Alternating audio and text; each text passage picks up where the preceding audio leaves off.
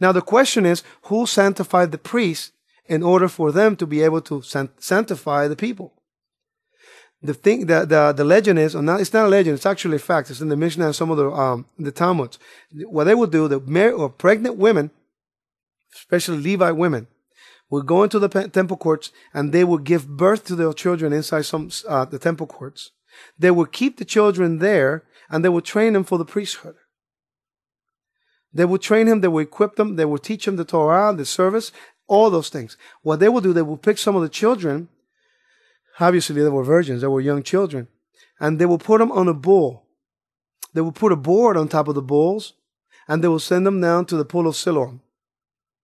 Now, anybody who understands, who's been to Israel, you know you got to go down to the pool of Siloam. And the word Siloam in Hebrew means the sent, the one who's sent. Now, they take young children, they go down there, and they draw waters from the pool of Siloam. Now, the waters have a name. They call the waters of Yeshua, the waters of salvation. They bring forth the water to the Temple Mount. The young children, they go through the prescribed manner in which how to mix the ashes and the water. And then they take the hyssop and they sprinkle the high priest or the Levite priest. That's the procedure, how they used to do it in the temple service. Now we understand now that in order for them to be qualified, the high priest will be taken away from his family for 7 days.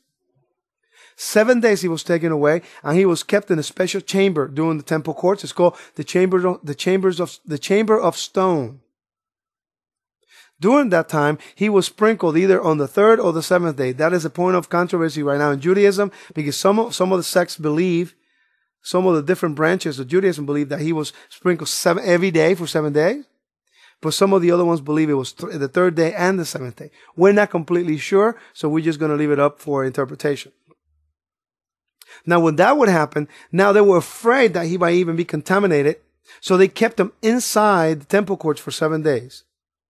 But the interesting thing is that even the Temple Mount, in which the temple was built, it was built in a particular manner, and I didn't know this until maybe 2 weeks ago, in which the stone, the floors of the Temple Mount, there was a hollow, there was a space between the ground and the floor of the Temple Mount.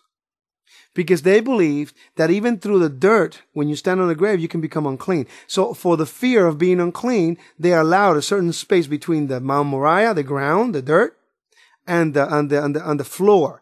They left a hollow place. That way, they would not worry about being unclean. That's the extremes that people went through in the temple service in order to keep themselves from being unclean. This is very interesting because it gives us an insight about how the priests during the temple period will go to extremes in order for them to maintain themselves unclean, even though you need the Messiah to be cleansed and to be purified. So the question is, what do we do now that there's no temple? The blood of Messiah has done that for us. He's become a red heifer, but we have to prove this. Because if we go by the teachings of my Catholic Church, and we go by the teachings of how the Christian Church have adopted some of its customs, they believe that Yeshua, or Jesus, for how they believe the name, he died in the northern part of Israel, of Jerusalem, the north part of Jerusalem. But if that is the case, then how can the centurion see the veil rent? If that is the case, then how can there's no earthquake fault directly underneath where the place where the Catholic Church believes Yeshua died? The only logical place, and according to research that they've done, there's a huge earthquake fault right underneath the Mount of Olives.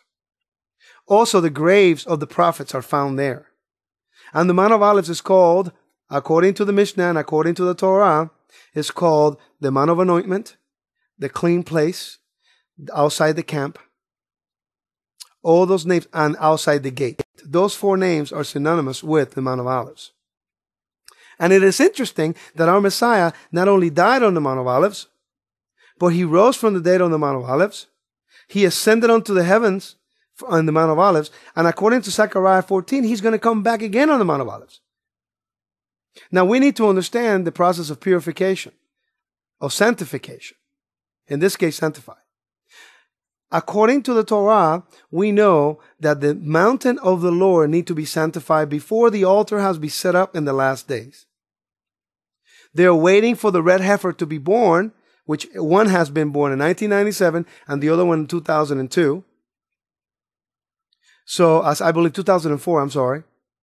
So we know that there's some red heifers. For the first time in 2,000 years, we have red heifers being born in the land of Israel. For the first time in 2,000 years.